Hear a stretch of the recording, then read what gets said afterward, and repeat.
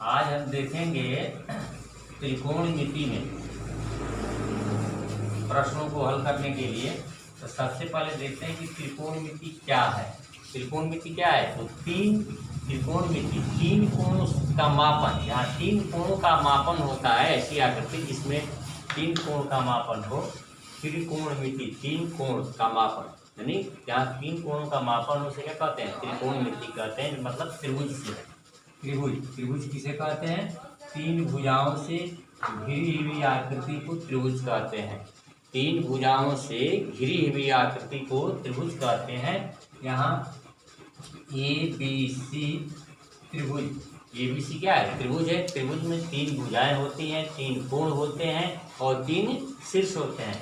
या तीन त्रिभुज में तीन साइड है, तीन एंगल है। तो ये एक AB भुजा है, AB साइड है, BC भुजा है और AC भुजा है। और कोण क्या है? ABC। और एक होता है शीर्ष। शीर्ष किसे कहते हैं? जैसे एक भुजा यह है और एक भुजा यह है, दोनों भुजाएं बिंदु A पर काट रहे हैं, A पर प्रतिच्छेदित कर रहे हैं, तो ये क्या हो गया? शीर्ष हो गया। तो त्रिभुज में तीन शीर्ष होते हैं, ABC। और त्रिभुज की तीन भुजाएं यहाँ है, AB, BC और CA। तो त्रिभुज में तीन भुजाएं होती हैं, तीन कोण होते हैं और तीन शीर्ष होते हैं। हम त्रिकोणमिति में विशेषतर जो है, त्रिकोणमिति में हम समकोण त्रिभुज का ही अध्ययन करेंगे। किस त्रिभुज का अध्ययन करेंगे? समकोण त्रिभुज का अध्ययन करेंगे। इस त्रिकोणमिति में हमको विशेषकर जो मतलब है, यहाँ त्रिकोणमिति से समकोण त्रिभुज से ही मतलब है। मान लीजिए समकोण त्रिभुज है ABC, मान लिया समकोण त्रिभुज है ABC, जिसमें कोण B क्या है? 90 अंश है। तो समकोण त्रिभुज किसे कहते हैं? समकोण त्रिभुज। समकोण त्रिभुज किसे कहते हैं? किसी त्रिभुज में 90, किसी भी त्रिभुज का यदि कोई एक कोण 90 अंश हो तो उसे हम समकोण त्रिभुज कहते हैं। ऐसा त्रिभुज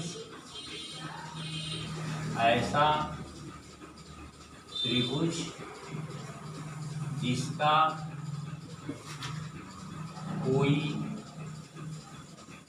एक कोण 90 अंश हो, ऐसा त्रिभुज जिसका कोई एक कोण 90 अंश हो, समकोण त्रिभुज कहलाता है। समकोण त्रिभुज कहलाता है। यह जो है त्रिभुज का चिन्ह है। तो ऐसा त्रिभुज जिसका कोई एक कोण 90 अंश हो, समकोण त्रिभुज कहलाता है। समकोण त्रिभुज में देखिए कर्ण क्या है? समकोण त्रिभुज में 90 अंश के सामने की भुजा को कर्ण कहते हैं। 90 अंश के सामने की भुजा को कर्ण कहते हैं। समकोण त्रिभुज में 90 अंश के सामने की भुजा को कर्ण कहते हैं। यहाँ 90 अंश B है, अब B के सामने की भुजा क्या है? AC है, तो AC बराबर कर्ण। यहाँ कर्ण क्या है? AC है। और जो शेष दो भुजाएं हैं वो लंब और आधार है। तो 90 अंश के सामने की भुजा को हम क्या कहेंगे? कर्ण कहेंगे। तो यहाँ AC क्या है? हमारा कर्ण है। अब इस कोण A के लिए यह BC क्या हो जाएगा? लंब हो जाएगा और AB आधार हो जाएगा। यानी समकोण त्रिभुज में कोण के सामने की भुजा को लंब कहते हैं। A के लिए BC लंब हो जाएगा, AB आधार हो जाएगा। और C के लिए AB लंब हो जाएगा और BC आधार हो जाएगा। तो त्रिकोणमिति तीन कोणों के जो मापने की जो आकृति है, तीन कोण, जहाँ तीन कोण मापे जाते हैं, तो तीन कोणों के मापन से संबंधित जहाँ अध्ययन करते हैं उसे हम कहते हैं त्रिकोणमिति। या त्रिकोणमिति में हम विशेषकर देखेंगे समकोण त्रिभुज। समकोण त्रिभुज इसे कहते हैं ऐसा त्रिभुज जिसका कोई एक कोण 90 अंश हो, समकोण त्रिभुज कहलाता है। कर्ण किसे कहते हैं? तो 90 अंश के सामने की भुजा को हम क्या कहते हैं? कर्ण कहते हैं। समकोण त्रिभुज में 90 अंश के सामने की भुजा को कर्ण कहते हैं। और लंब किसे कहते हैं? लंब। तो समकोण त्रिभुज में कोण के सामने की भुजा, कोण के सामने की भुजा लंब कहलाती है। यानी समकोण त्रिभुज में यानी इस कोण ए के लिए जानना चाहते हैं कि लंब क्या है, तो कोण ए के लिए लंब क्या है BC, और कोण सी के लिए लंब क्या है AB। तो बस समकोण त्रिभुज क्या है, ऐसा त्रिभुज जिसका कोई एक कोण 90 अंश हो, हम समकोण त्रिभुज कहते हैं। कर्ण किसे कहते हैं, तो 90 अंश के सामने की भुजा को क्या कहते हैं, कर्ण कहते हैं। और पाइथागोरस प्रमेय आप पढ़ चुके हैं कि समकोण त्रिभुज में कर्ण पर का बना वर्ग बराबर शेष दो भुजाओं पर बने वर्गों के योग के बराबर होता है। पाइथागोरस प्रमेय या बौधायन प्रमेय, पाइथागोरस प्रमेय या बौधायन प्रमेय। पाइथागोरस प्रमेय या बौधायन प्रमेय में क्या है कि समकोण त्रिभुज में कर्ण पर का बना वर्ग, समकोण त्रिभुज में कर्ण पर का बना वर्ग शेष दो भुजाओं पर बने वर्गों के योग के बराबर होता है।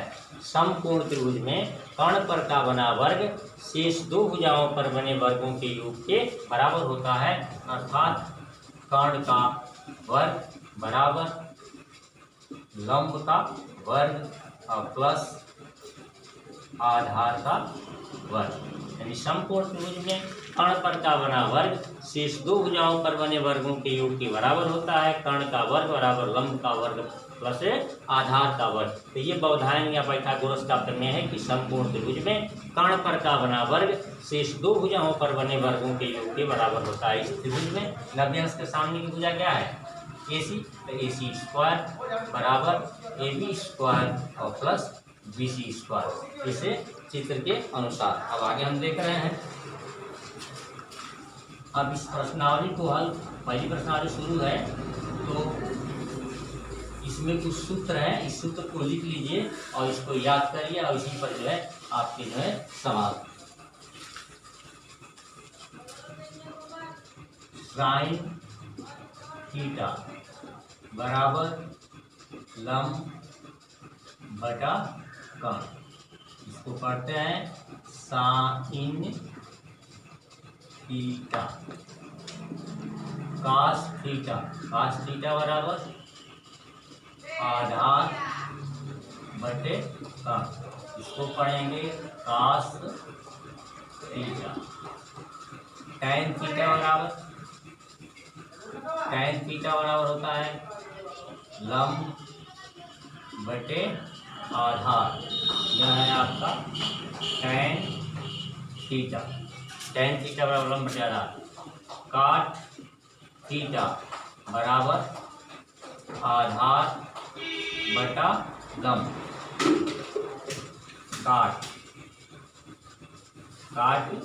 थीटा। साइन थीटा बराबर लंब बटे कर्ण, कास थीटा बराबर आधार बटे कर्ण, टैन थीटा बराबर लंब बटे आधार, काट थीटा बराबर आधार बटे लंब। कोसेक थीटा, कोसेक थीटा बराबर कर्ण बटा लंब, कोसेक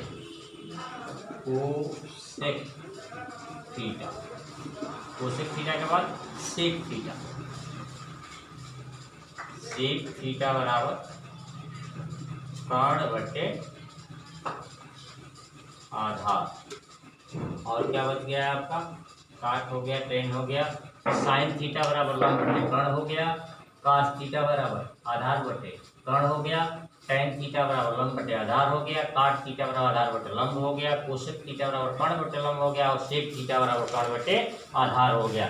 हम ये कह सकते हैं कि लंब और कर्ण के अनुपात को साइन थीटा कहते हैं, आधार और कर्ण के अनुपात को कास थीटा कहते हैं, लंब और आधार के अनुपात को टैन थीटा कहते हैं, आधार और लंब के अनुपात को काट थीटा कहते हैं, कर्ण और लंब के अनुपात को कोसेक थीटा कहते हैं और कर्ण और आधार के अनुपात को सेक थीटा कहते हैं। तो साइन थीटा बराबर लंब बटे कर्ण, कास थीटा बराबर आधार बटे कर्ण, टैन थीटा बराबर लंब बटे आधार, काट थीटा बराबर आधार बटे लंब, कोसेक थीटा बराबर कर्ण बटे लंब और सेक थीटा बराबर कर्ण बटे आधार।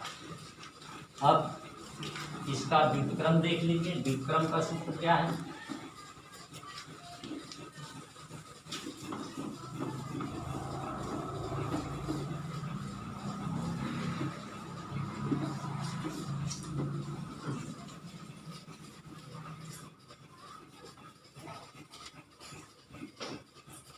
तो व्युत्क्रम का हम देखेंगे तो व्युत्क्रम में आपका हो जाएगा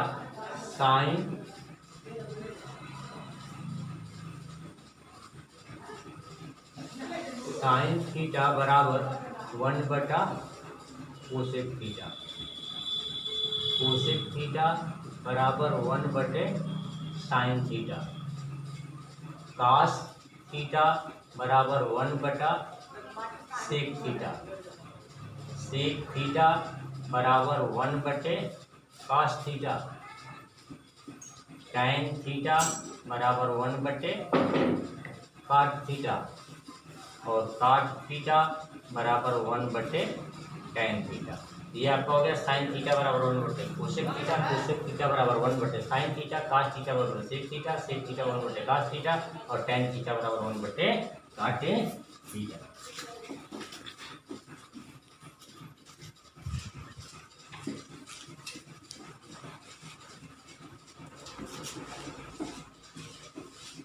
अब आगे हम देखेंगे अगला प्रश्न।